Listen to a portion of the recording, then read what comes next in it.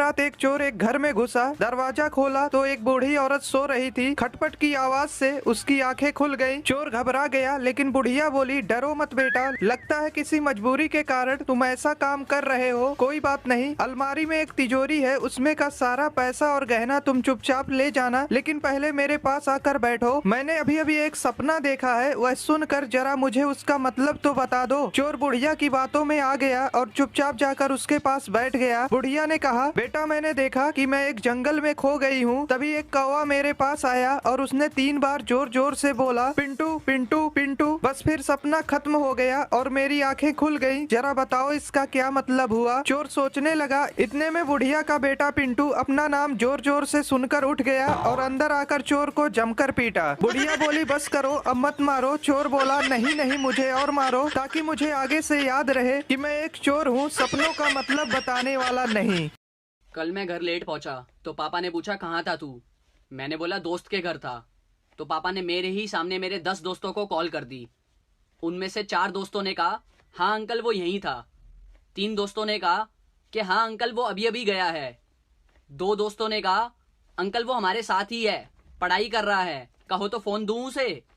और एक दोस्त ने तो सारी हदें ही पार कर दी। मेरी ही आवाज में बोला, हाँ पापा बताओ क्या हुआ। कमीने दोस्त।